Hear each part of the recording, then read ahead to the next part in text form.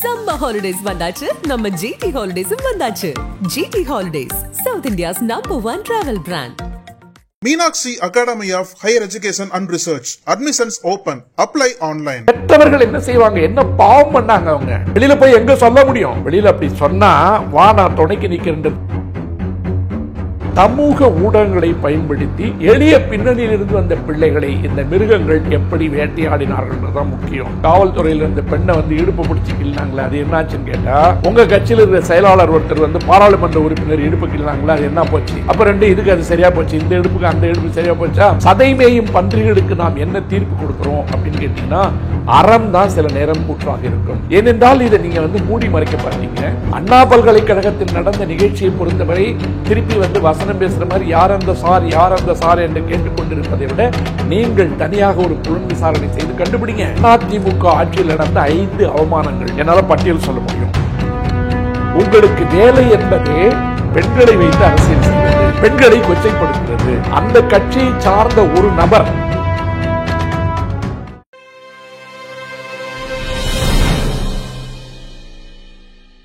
நக்கிரன் நேயர்களுக்கு வணக்கம். இன்று நம்முடன் கருத்துக்களை பகிர்ந்து கொள்ள இணைந்திருக்கிறார் சென்னை உயர்நீதிமன்ற மூத்த வழக்கறிஞர் வே பாலு அவர்கள். வணக்கம் சார். வணக்கம் ராஜவேல். அகில இந்திய அளவில் பாலியல் வழக்கு நடந்துக்கிட்டு தான் இருக்குது.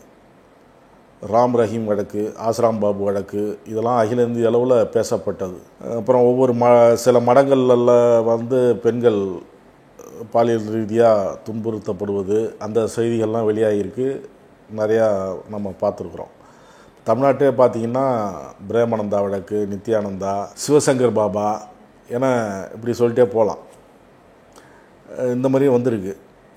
இப்போ சமீபத்தில் நேற்று வந்தது பொள்ளாச்சி பாலியல் வன்கொடுமை வழக்கு. இந்த வழக்கு அதிமுக ஆட்சியில் பதியப்பட்டது. அப்போ தான் வெளியில் வருது.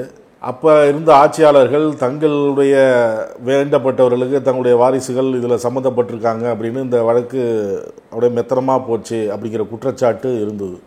இப்போ திமுக ஆட்சி மாறுது, வழக்கு நடந்துகிட்ருக்கு. தேர்தல் நேரத்தில் இப்போவே முதலமைச்சர் மு.க. ஸ்டாலின் என்ன சொன்னார், நாங்கள் ஆட்சிக்கு வந்தால் இதெல்லாம் தீர்வு கண்டிப்பாக கிடைக்கும், தண்டனை பெற்று தருவோம்லாம் சொல்லிட்டு இருந்தாங்க. இப்போ தீர்ப்பு வந்துருச்சு, நாங்கள் சொன்னபடி தீர்ப்பு வாங்கி தந்துட்டோம் அப்படின்னு திமுககாரங்க சொல்கிறாங்க. அவர் இல்லை அதிமுக ஆட்சியிலேயே நாங்கள் இருக்கும்போதே கைது பண்ணிட்டோம், நாங்கள் தான் சிபிஐக்கெல்லாம் கொண்டு போனோம் அப்படிங்கிறாங்க. இவங்க பொல்லாத ஆட்சிக்கு பொள்ளாச்சியாக சாட்சின்னு இவங்க சொல்கிறாங்க. உடனே அவங்க இல்லை அண்ணா பல்கலைக்கழகத்தில் அந்த வழக்கு என்னாச்சு, ஒரு பொதுக்கூட்டத்தில் ஒரு பெண் காவலரை சீண்டுனாங்களே அது என்னாச்சு, வேங்க வயல் என்னாச்சு அப்படின்னு அவங்க சொல்கிறாங்க.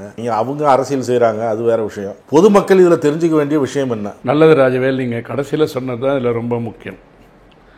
என்னன்னு கேட்டிங்கன்னா, இப்போ நிகழ்ச்சியினுடைய தொடக்கத்தில் நீங்கள் சொன்ன மாதிரி பெண்கள் சார்ந்த பாலியல் வழக்குகள், பெண்கள் சார்ந்த பாலியல் துன்புறுத்தல், பெண்களை பாலியல் கூட்டு வன்புணர்வு செய்தல், பெண்களை பாலியலாக துன்புறுத்துவதோடு மட்டுமல்லாமல் அவர்களை பல விதங்களிலும் தொந்தரவு செய்தல், இணையம் வழியாக சமூக ஊடகங்கள் வழியாக அவர்களை போகப்பொருளாக்கி அவர்களை விலைமாதர்களாக்க சித்தரித்து மிரட்டி பணம் பறித்து கொலை செய்து, அப்படி எத்தனையோ வழக்குகளில் பார்த்திங்கன்னா பல குற்றவியல் சம்பவங்கள் இந்தியா முழுவதும் நடந்து கொண்டு தான் இருக்கிறது.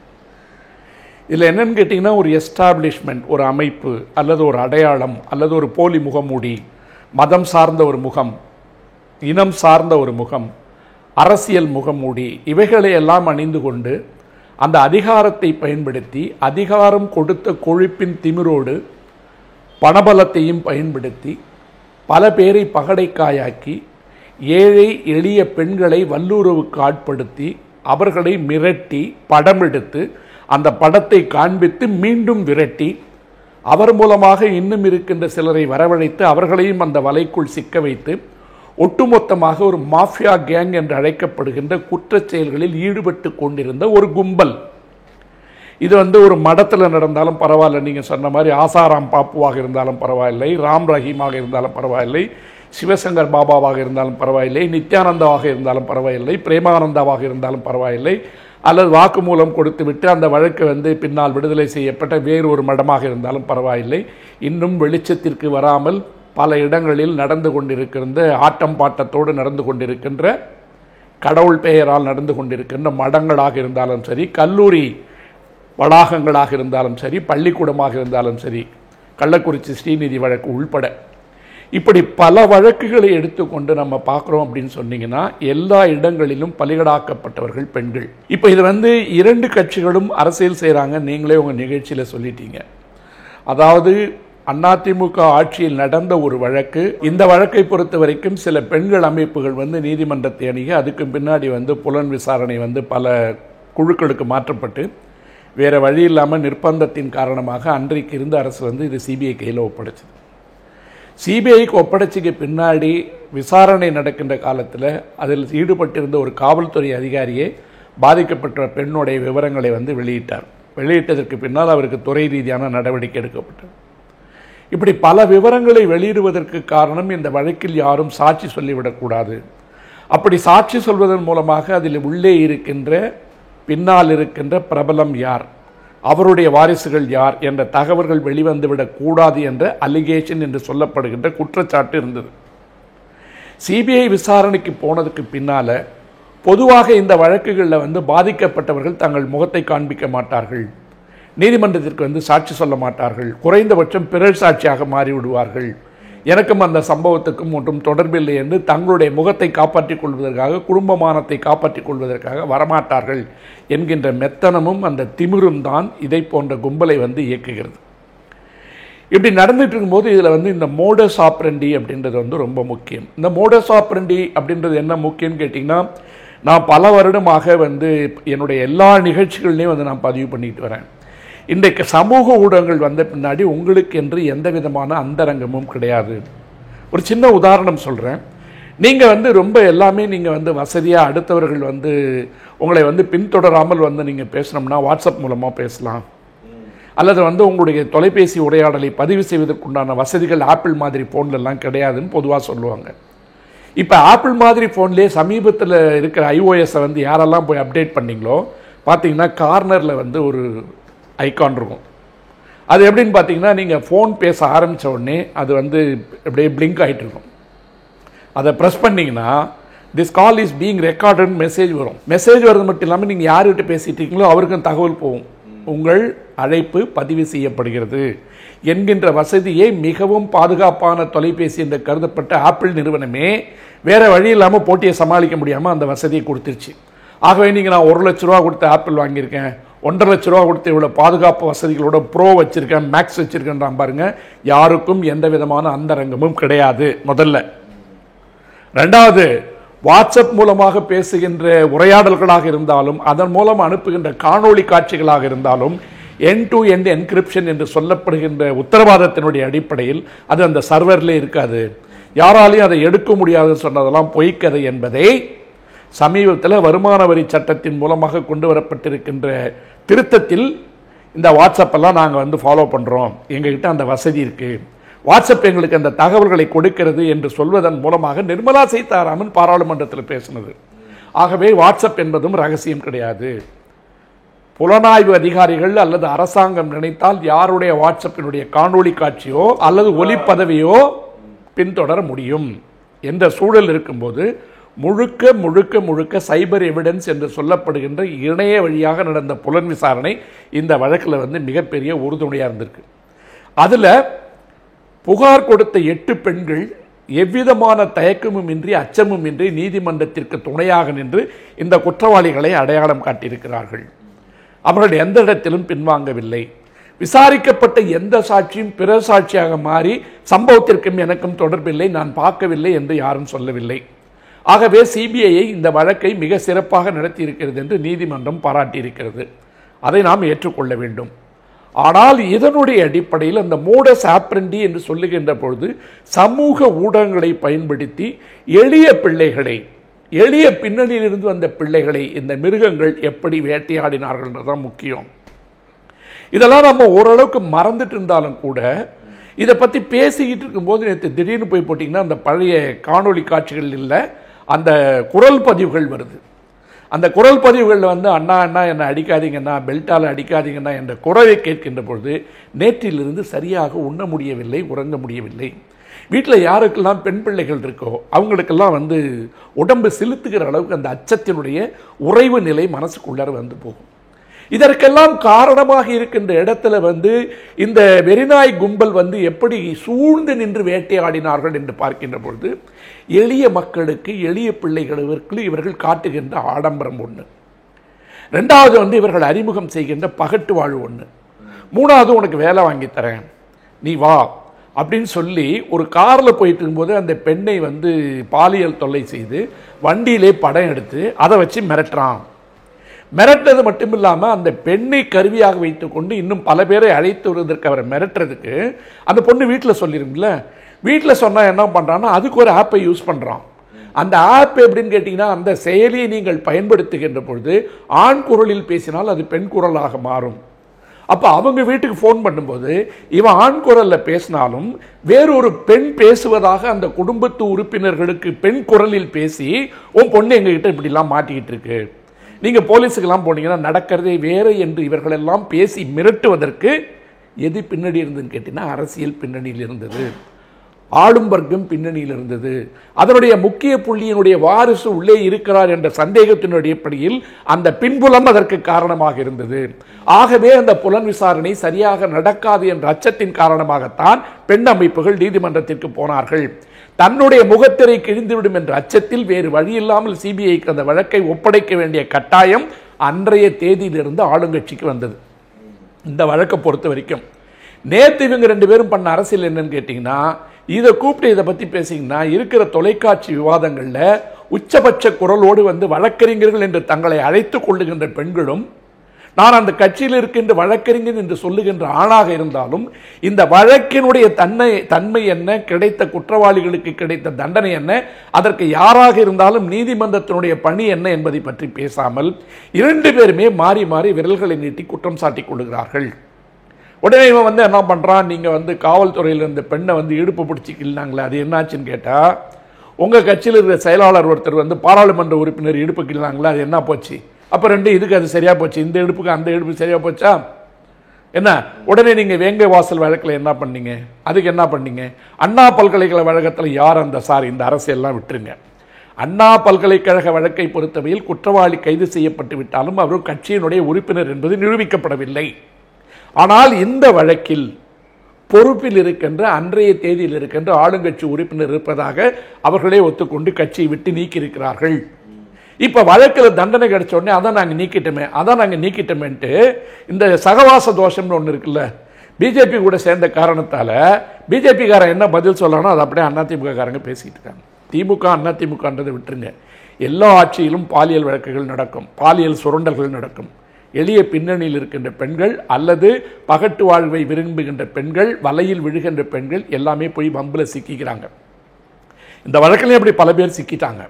சிக்கியிருந்தாலும் கூட இதனுடைய உறுதிப்பாடும் நிலைத்தன்மையும் பாதிக்கப்பட்ட பெண்களில் 8 பேர் முன்னால் வந்து நின்ற காரணமாக சிபிஐ தனக்கு இந்த வழக்கு என்பது ஒரு சேலஞ்சிங் கேஸ் என்று எடுத்துக்கொண்டு பெண்களுக்கு நியாயம் கிடைக்க வேண்டும் என்று நடத்தியதன் காரணமாக, அதை ஒரு நேர்மையான முறையில் நீதிமன்றம் அணுகியதன் காரணமாக, அந்த பார்வை விசாலமாகவும் நேர்மையாகவும் நேரடியாகவும் சட்டத்தினுடைய ஆட்சிக்கு உட்பட்டதும் காரணமாக இருந்த காரணத்தால் அந்த 9 பேருக்கும் சாகின்ற வரைக்கும் ஆயுள் தண்டனை என்கின்ற தண்டனை கொடுக்கப்பட்டிருக்கிறது. இந்த சாகும் வரைக்கும் கொடுக்கப்பட்ட ஆயுள் தண்டனையாக இருந்தாலும் ஒரு விஷயத்தை நீங்கள் தெரிஞ்சுக்கணும், வழக்கு தொடங்கிய நாளிலிருந்து இன்றைய தேதி வரையில் அவர்களுக்கு பிணை கொடுக்கப்படவில்லை. கிட்டத்தட்ட உள்ள வந்து இப்போ ஒரு 5-6 வருஷமா உள்ள இருந்துட்டாங்க. இந்த 6 வருஷம் உள்ள இருந்துட்டு ஆயுள் காலம் வரை சிறை தண்டனை தான் என்று சொல்லப்பட்டாலும் இன்னும் 8, 9, 10 வருஷத்துல 14 வருடங்கள் கழிந்து விட்டது என்று இவங்க மறுபடியும் கோர்ட்டுக்கு போவான். ஆயுள் தண்டனை என்றால் அது ஆயுள் தண்டனை அல்ல. ஆனால் நீதிமன்றம் உறுதியாகவே இது ஆயுள் தண்டனை என்பது இறுதி வரை உள்ள ஆயுள் தண்டனை என்பதாக இன்னும் உயர் நீதிமன்றத்துக்கு வரணும், சுப்ரீம் கோர்ட்டுக்கு போகணும், அதெல்லாம் இருக்கு. அவன் மேல்முறையீடு போறதா சொல்றாங்க, போய் தான் ஆகணும், அது அவங்களுக்கு சட்டம் கொடுக்கின்ற உரிமை. ஆனால் இது எல்லாம் நீங்க பார்த்தீங்கன்னா இதில் பாதிக்கப்பட்ட அத்தனை பெண்களும் மிரட்டப்பட்டார்கள் என்று சொல்வதை விட எல்லாத்தையும் ஒரு பண்ணை வீட்டு கொண்டு போறான். அந்த பண்ணை வீட்டினுடைய உரிமையாளர் என்று கேட்டீங்கன்னா அவன் ஒரு அரசியல் பின்புலம் உள்ளவன். அரசியல் பின்புலம் உள்ளவனுடைய பண்ணை வீட்டில் என்னவெல்லாம் இருந்தது என்றால் கேளிக்கைக்கு உண்டான எல்லா பொருட்களும் அங்கே அடுக்கி வைக்கப்பட்டிருந்தன. ஆடியோ, வீடியோ, கேமரா எல்லாம் இருக்கு. ஸோ அந்த மாதிரி ஒரு பகட்டான சூழலில் வந்து இந்த பெண்களை கொண்டு போய் ஆசை காட்டுவது மட்டுமல்லாமல் விரட்டியும் மிரட்டியும் தான் இவங்க எல்லாமே பணிய வைக்கப்பட்டார்கள் என்பது ஒன்றும் வந்து ரெண்டாவது கருத்து இல்லை. இது இந்த அரசியல் அப்படின்றது உள்ள நான் ஏன் அதிகம் போக விரும்பலன்னு கேட்டிங்கன்னா, பாலியல் குற்றங்கள் என்று வருகின்ற வரையில் இன்றைக்கு உலகம் என்பது அதனுடைய குடை நிழலில் வந்து ஒரு பெரிய தொல்லையை சந்தித்து கொண்டிருப்பதற்கு காரணம் சமூக ஊடகங்கள், தொலைபேசியினுடைய பயன்பாடுகள், இணையத்தினுடைய பயன்பாடுகள். இது வந்து நான் வந்து இதனுடைய ஒரு ஸ்பெஷலைஸ்டு ப்ராக்டிஸாக இதை ஒரு வேலையாக செஞ்சுக்கிட்டு காரணத்தால் இதை ஒரு பிரச்சாரமாகவே செய்து கொண்டிருக்கின்ற ஒரு மனிதனாக நான் பார்க்கின்ற பொழுது உலகமே இதனுடைய பிடியில் என்ன செய்வது என்று தெரியாமல் தத்தளித்து கொண்டிருக்கிறது. உலக நாடுகளுடைய பல தலைவர்களே என்னுடைய தொலைபேசி ஒட்டு கேட்கப்படுகிறதா இல்லையா என்ற சந்தேகத்தில் இருக்காங்க. இந்தியாவில் இருக்கின்ற பல பேர் மீது பிகாசஸனுடைய ஆப்ஸை வச்சு இவங்க வந்து ஒட்டி கேட்டாங்கன்னு சொல்லும்போது உச்சநீதிமன்றம் என்ன சொன்னிச்சு, எங்களிடம் தரப்பட்ட எந்த விதமான தொலைபேசிகளிலும் அப்படி பதிவுகள் இல்லைன்னு சொல்லி கொடுத்துட்டாங்க. ஆனால் இந்துராம் உள்பட அதனுடைய ஒயிட் பேப்பர் வேணும், அதை சார்ந்த ஒரு வெள்ளை அறிக்கை வேண்டும் என்று தொடர்ந்த ஒரு வழக்கில் கடந்த மாதம் உச்சநீதிமன்றம் சொல்லுது, நாட்டினுடைய இறையாண்மை பாதுகாப்பதற்காக அப்படி ஒரு செயலியை பயன்படுத்தினால் என்ன தப்பு என்று உச்சநீதிமன்றம் வக்காலத்து வாங்குது. அப்போ இதை போன்ற செயலிகளை விற்பதற்கென்று ஒரு கூட்டம் இருக்கின்ற பொழுது பணம் படைத்த ஒரு கூட்டம் அதை வாங்கி பயன்படுத்துவதற்கும் தயாராக இருக்கிறது. நான் வந்து பல நிகழ்ச்சிகளில் அறிவுரையாக சொல்லியிருக்கிறேன், கெஞ்சிருக்கிறேன், விண்ணப்பமாக சொல்லியிருக்கேன், பயங்காட்டியும் சொல்லியிருக்கேன். நீங்கள் பயன்படுத்துகின்ற எந்த தொலைபேசியும் உங்களுக்கு பாதுகாப்பானது அல்ல. we are digitally naked. இணைய உலகத்தில், தரவுகளின் உலகத்தில் 1000 ஆடைகளை நீங்கள் சுமந்து கொண்டிருந்தாலும் நீங்கள் டிஜிட்டல் உலகத்தில் அம்மனமாக திரிகிறீர்கள் என்பதை உணர்ந்து கொள்ள வேண்டும். அது எல்லாருக்கும் பொருந்தும், நான் உள்பட. 2000 ரூபாய்க்கு வர தொலைபேசியில் கூட உங்களுடைய குரல் பதிவுகளை நீங்கள் பேசிக்கொண்டிருக்கும் போது எடுக்க முடியும். ஆப்பிள் பற்றி இப்போ தான் சொன்னேன், வாட்ஸ்அப் பற்றி அப்படி தான் சொன்னேன். அப்போ நீங்கள் தரவிறக்கம் செய்கின்ற ஒவ்வொரு செயலியும், அந்த ஒவ்வொரு செயலியும் உங்ககிட்ட உத்தரவு கேட்குது. நான் உன்னுடைய ஃபோட்டோவை போய் எனக்கு ஆக்சஸ் வேணும், உன்னுடைய கான்டாக்ட்ஸோட ஆக்சஸ் வேணும், உன்னுடைய மைக்ரோஃபோனோட ஆக்சஸ் வேணும், நீ ஃபோட்டோ எடுத்தீங்கன்னா அதனுடைய ஆக்சஸ் எல்லாமே எனக்கு ஆக்சஸ் வேணும்னு சொல்லும்போது ஒரு செயலியை தரவிறக்கம் செய்கின்ற போது எல்லாத்துக்கும் டிக்கு கொடுக்குறோம். இப்போ உதாரணத்துக்கு வந்து பாருங்கள், நான் வரும்போது தான் யோசிச்சுட்டு இருந்தேன், இன்றைக்கி எலக்ட்ரிக் கார் நிறைய இருக்குது. இந்த எலக்ட்ரிக் கார் விற்கிறது பூரா சைனாவினுடைய நிறுவனங்கள். சைனாவினுடைய நிறுவனங்கள் வந்து பல செயலிகளை வந்து வண்டியில் வச்சு தான் கொடுக்குறாங்க உங்களுக்கு. அந்த வண்டியில் வந்து நீங்கள் குரல் மூலமாக திறக்கலாம், ஆப்ஸ் மூலமாக லாக் பண்ணிக்கலாம், ஓப்பன் பண்ணலாம், பல விதமாக எவ்வளோ சார்ஜ் ஏறிகின்றது ஆப்ஸ் மூலமாக பார்க்கலாம். இந்த ஆப்ஸ்ன்னு சொல்கிற செயலிகள் இருக்குல்ல, இந்த செயலிகள்லாம் யாருக்கிட்ட இருக்குது? கார் உற்பத்தி செய்கின்ற நிறுவனத்திடம் இருக்குது. இப்போ நீங்கள் வந்து இறக்குமதி செய்கின்ற பல கார்களையே வெளிநாடுகளிலிருந்து இறக்குமதி செய்கின்ற பொழுது அந்த கார் எங்கே போகுது, ஒரு நாளைக்கு எத்தனை கிலோமீட்டர் போகுது, எந்த இடத்துல பார்க் ஆகிருக்கு, பார்க்கிங் லாட்டில் நீங்கள் இருந்தீங்கன்னா கூட ஃபோனில் வந்து உங்கள் ஆப் மூலமாக பார்த்து கார் எங்கே இருக்குன்னு ட்ரேஸ் பண்ணி போக முடியும். ஆக இத்தனை தரவுகளையும் கட்டுப்பாட்டில் வைத்திருக்கின்ற செயலிகளை நடத்துகின்ற நிறுவனம் எது என்று கேட்டால் சீனாவிலிருந்து கார்களை விற்று கொண்டிருக்கின்ற நிறுவனத்தினுடைய கையில் தான் செயலிகள் இருக்கு. அப்போ அந்த காரை வாங்கிய ஒரு மனிதனுடைய எல்லா நடவடிக்கைகளும் அந்த நிறுவனத்துக்கு தெரியும். அப்படின்னு பார்த்தீங்கன்னா அந்த மனிதனுடைய தரவுகள் ஒரு வெளிநாட்டு நிறுவனத்திடம் ஒரு காரை ஓட்டுவதன் மூலமாக நாம் ஒப்படைத்து விடுகிறோம். இது புரியுற மாதிரி சொல்கிறேன். இந்த மாதிரி பல செயலிகளிடம் நம்முடைய நடவடிக்கைகளை, நாம் வாங்குகின்ற மருந்துகள், நாம் எடுத்துக்கொள்ளுகின்ற சிகிச்சைகள், அதற்கு உங்களுக்கு கிடைக்கிற இன்சூரன்ஸ் உள்ளிட்ட பல தகவல்கள், நீங்கள் என்ன சாப்பிட்றீங்க, என்ன உணவு வாங்குறீங்க, என்ன உடை உடுத்துறீங்க, ஆன்லைனில் என்ன பர்ச்சேஸ் பண்ணுறீங்க, உங்களுக்கு ஃப்ளிப்கார்ட்லேருந்து என்ன வருது, அமேசான்லேருந்து என்ன வருது, பிக் பாஸ்கெட்லேருந்து காய்கறி என்ன வாங்குறீங்க, வீட்டில் உட்காந்துக்கிட்டே எதெல்லாம் ஆர்டர் போடுறீங்க, அத்தனையும் இயக்கி கொண்டிருக்கின்ற செயலிகள் கையில் உங்களுடைய தினசரி வாழ்க்கை உள்ளே போயிடுச்சு. இப்படித்தான் பெண்களுடைய நடவடிக்கைகள், யாரோடு பேசுகிறார்கள், எப்பொழுது வெளியே செல்கிறார்கள், எங்கே புகைப்படம் எடுத்துக்கொள்ளுகிறார்கள், எந்த இடத்தில் இவர்கள் யாரோடு புழங்குகிறார்கள் முழங்குகிறார்கள்ன்ற வரைக்கும் இன்னைக்கு ஃபாலோ பண்ண முடியும். இந்த தகவல்கள் யாரிடம் இருக்கிறதுன்னு கேட்டிங்கன்னா, இதை போல அழைச்சிட்டு போகிறான் இல்லையா, அந்த கால் பூரா இருக்கும், விடிய விடிய பேசுறது கால் ரெக்கார்டு இருக்கும். தேவைப்பட்டால் வாட்ஸ்அப்பில் ரெக்கார்ட் பண்ண முடியும். இப்போ ஆப்பிளுக்கே வந்துருச்சுன்னு சொன்னேன். வாட்ஸ்அப்பில் ரெக்கார்ட் பண்ண முடியாது பல பேர் நினச்சிட்டு இருக்காங்க. ஸ்பீக்கர் ஃபோனை போட்டுட்டு எதற்கு இன்னொரு ஃபோனை வச்சு ரெக்கார்ட் பண்ணால் என்ன பண்ண முடியும் இல்லையா? ஆகவே பெண்ணை பெற்றவர்கள், பெண் குழந்தைகளை பெற்றவர்கள், தலைவாரி பூச்சூடி உன்னை பாட சாலைக்கு போய் என்று சொன்னால் உன் அன்னைன்னு பாரதிதாசன் சொல்லுவார். பல இடங்களில் நான் சொல்லியிருக்கேன். பெண்மை வாழ்கவென்று கூத்திடுவோம்டாம்.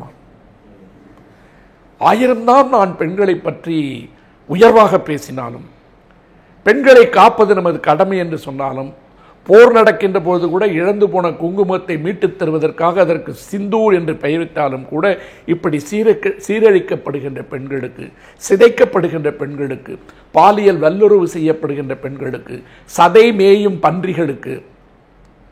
மேயும் பன்றிகளுக்கு நாம் என்ன தீர்ப்பு கொடுக்கிறோம் அப்படின்னு கேட்டிங்கன்னா, அறம் தான் சில நேரம் கூற்றாக இருக்கும்.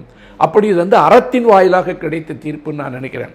ஏனென்றால் இதை நீங்கள் மூடி மறைக்க பார்த்தீங்க, அதை முக்காடு போட்டு முழுவ பார்த்தீங்க, எனக்கு தெரியாதுன்னு சொல்லி பார்த்தீங்க, இவர்கள் சம்பந்தம் இல்லைன்னு சொன்னீங்க. ஆனால் அந்த உள்ள இருக்கிற 9 பேரும் நாளைக்கு பேச ஆரம்பிச்சான்னா இன்னும் வராத பல மர்மங்கள் வருவதற்கு உண்டான வாய்ப்புகள் இருக்கிறது. ஆனால் எல்லாத்தையும் தாண்டி அரசியல் கடந்து வழக்கு நடந்த தன்மை, சூழ்நிலை எல்லாவற்றையும் பார்க்கின்ற பொழுது இந்த பெண்கள் எப்படி பயன்படுத்தப்பட்டார்கள்ன்ற ஒரு கிராஃப் இன்னைக்கு வந்துருச்சு. ஒரு கிராஃப் வந்திருக்கு, யார் யார் எப்படி பண்ணாங்க. இப்போ ஒரு உதாரணம் சொன்னேன். காரில் போயிட்டு இருக்கும்போது அந்த பொண்ணுக்கு வேலை வாங்கி தரேன்னு சொல்லி கூப்பிட்டுட்டு காரில் போகும்போதே 3-4 பேர் துன்புறுத்தி அதை பணம் எடுத்து மிரட்டினான்னு. வீட்டில் இருக்கிறவங்க மிரட்டுறதுக்கு ஆண் குரலில் பேசி அதை பெண் குரலில் ஆப் மூலமாக பேசினான்னு சொன்னேன். பல பேருக்கு நேரடியாகவே தொடர்பு கொண்டு நீங்கள் திருமணமான பெண்ணு, அதில் 2-3 மருத்துவர்கள் கூட இருக்காங்கன்னு நினைக்கிறேன். மருத்துவர்கள் இருக்கிறாங்க, அவங்கள்ட்ட பணம் நகையெல்லாம் வாங்கியிருக்காங்க. அவங்கெல்லாம் வெளியில் வரலன்னு நினைக்கிறேன். அது இந்த 8 பேர் யாருன்றது அடையாளம் தெரியாத காரணத்தால் அதை நம்மளால் கண்டுபிடிக்க முடியாது. அந்த தகவல்கள் வெளியே வர வேண்டிய அவசியம் இல்லை. ஆனால் இப்படி பண்ணது, அதுக்கு அடுத்தது நீங்கள் உங்கள் புருஷனுக்கு சொல்லிடுவேன், சொசைட்டியில் நீங்கள் அசிங்கப்பட்டுருவீங்க. அப்படி என்று வருகின்ற பொழுது நீங்கள் பல இடங்களில் படம் பார்க்குறீங்க.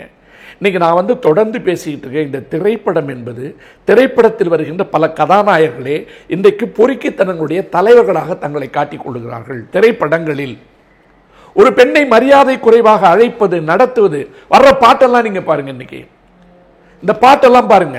நான் முந்தானேத்து ஒரு படம் பார்க்குறேங்க. படம் பார்க்கும்போது அப்பாவும் பையனும் கதாநாயகனாக நடிச்சிருக்காங்க. அந்த படத்தில் அப்பாவுக்கும் பையனுக்கும் என்ன பிரச்சனைன்னு கேட்டீங்கன்னா, அப்பா சாராயம் காய்ச்சறதா வர்றாரு. அவருடைய குலத்தொழிலே சாராயம் காய்ச்சறதா வருது. ஆனால் அந்த படத்தில் அதை கொண்டு வந்திருக்கின்ற பின்னணி என்னன்னு பார்த்தீங்கன்னா, சாராயம் காய்ச்சுகின்ற பின்னணியில் இருப்பவர்கள் வடசென்னை பகுதியில் இருக்கின்ற ஒரு குறிப்பிட்ட பிரிவை சார்ந்த கிறிஸ்தவர்கள். அந்த பேர்லேருந்து எல்லாத்தையும், அதுக்கு சாதாரண பின்னணி இசை வந்தாலும் கூட பறை இசை மட்டும்தான் அடிக்குது. அப்ப யாரை நீங்கள் அடையாளப்படுத்துகிறீர்கள்? யாரை நீங்கள் ஒரு பின்னணியில் காட்டுகிறீர்கள்? அதுக்கு உடனே ஒருத்தன் கல்லா கட்டுறவன் யாருன்னு பார்த்தீங்கன்னா, அவர் 3% வரான். இருக்கிற கானா பாட்டெல்லாம் போட்டு கல்லா கட்டுறவன் இன்னைக்கு 2 பேர் தான். 3% வந்த 2 பேர், ஒருத்தர் சந்தோஷ் நாராயணன், இன்னொருத்தர் அனிருத் ரவிச்சந்திரன். இந்த 3% வந்தவங்க தான் ஏழை எளிய மக்களை இதே மாதிரி காமிச்சு கல்லா கட்டிட்டு இருக்கான். அதையும் கொஞ்சம் பேர் படம் எடுத்துக்கிட்டு இருக்கான். இப்படி நீங்கள் மக்களை அடையாளப்படுத்துகின்ற இந்த இடத்துல நான் ஒன்று சொல்றேன். ஓசியில் விஸ்கி வாங்கி நல்லா 5 ஸ்டார் ஹோட்டலில் சாப்பிட்டுக்கிட்டு இருக்கிறவர் வேற ஒரு ஆளாக இருந்தார்னு வச்சுங்க, அது சார்ந்த இசையை போடுறதுக்கு உங்களுக்கு தைரியம் இருக்கா? அது சார்ந்த பின்னணியை உங்களுக்கு சொல்றதுக்கு தைரியம் இருக்கா? இப்படி எளிய மக்களை அடையாளம் காட்டுவது, எளிய மக்களை எக்ஸ்ப்ளாய்ட் பண்றது, அல்லது வலையில் விழுகின்ற விட்டில் பூச்சிகளை வீணாக்குவது, இது சொசைட்டியில் தொடர்ந்து நடக்குது. அப்போ இது நான் இப்படி ஒரு பட்டியலிடுறேன். அதிமுக ஆட்சியில் நடந்த 5 அவமானங்கள் என்னால் பட்டியல் சொல்ல முடியும். 1 பொள்ளாச்சி வழக்கு, 2வது நாகர்கோயில் காசி வழக்கு. தொடரப்பட்ட 6-7 வழக்குகளில் ஒரு வழக்கில் அவருக்கு ஆயுள் தண்டனை கொடுக்கப்பட்டு அவங்க அப்பாவுக்கே ஒரு 3 வருடம் சிறை தண்டனை கொடுத்தாங்க. அந்த வழக்கில் நாகர்கோயில் காசி வழக்கு. 3வது சாத்தான்குளத்தில் இரட்டை கொலை வழக்கு இல்லையா? 4வது கொடநாடு வழக்கு. கொடநாடு வழக்கு என்பது அரசியலுடைய அத்தனை மர்மங்களையும் உள்ளடக்கின்ற வழக்கு. சசிகலா வாயை திறந்து பேச வேண்டிய வழக்கு, எடப்பாடி ஏன் மௌனமாக இருக்கிறார் என்று பேசப்பட வேண்டிய வழக்கு, 6-7 பேர் எந்த விதமான மர்மமான சூழலில் கொல்லப்பட்டார்கள் என்று பேசப்பட வேண்டிய வழக்கு. இதெல்லாம் விட்டுருங்க. நேற்று டிவியை பார்த்து நம்ம முன்னாள் முதல்வர் தெரிஞ்சிட்டு இருப்பார். இந்த மாதிரி வழக்கினுடைய விவரங்கள், தண்டனைகள்லாம். ஆனால் தான் முதல்வராக இருக்கின்ற பொழுது சட்டம் ஒழுங்கு, காவல்துறை எல்லாவற்றையும் கையில் வைத்திருக்கின்ற காரணத்தின் போது கூட தூத்துக்குடியில் நடந்த துப்பாக்கி சூடு என்பது எனக்கு தெரியாது. 13 உயிர்களை பலி கொடுத்து விட்டு இதை தொலைக்காட்சியில் பார்த்து தான் நான் தெரிந்து கொண்டேன் அந்த முதல்வர் பேசினார். அப்படி அதிமுகவிற்காக என்று பட்டியலிட்டால் 5 அவமானமான சூழல்கள் 5 அவமானமான வழக்குகள் அந்த காலகட்டத்தில் நடந்தது. இப்போ அவங்க சொல்ற பதிலுக்கு நான் விளக்கம் சொல்லணும்னு சொல்லிட்டு நீ ஊப்பியா சொம்புலாம் சொல்லுவாங்க. அதுக்கு தான் நான் சொல்றேன். இந்த பக்கம் வேங்கை வாசல் வழக்கை சொல்றீங்க. வேங்கை வாசல் வழக்கில் அவங்கள் அறிவியல் பூர்வமாக குற்றச்சாட்டை பதிவு செய்து குற்றச்சாட்டு நீதிமன்றத்திற்கு குற்றப்பத்திரிகை தாக்கல் செய்யப்பட்டு விட்டது. உங்களிடம் ஆதாரங்கள் இருக்குமானால் you can still go and challenge and expose the failure. அந்த இடத்தில் தவறுகள் நிகழ்ந்திருக்குமானால் அதை நீங்கள் வெளிக்கொண்டு வர வேண்டியது எதிர்க்கட்சியான உங்கள் பொறுப்பு. அண்ணா பல்கலைக்கழகத்தில் நடந்த நிகழ்ச்சியை பொறுத்தவரை திருப்பி வசனம் பேசுகிற மாதிரி யார் அந்த சார் என்று கேட்டுக்கொண்டிருப்பதை விட நீங்கள் தனியாக ஒரு புலன் விசாரணை செய்து கண்டுபிடிங்க.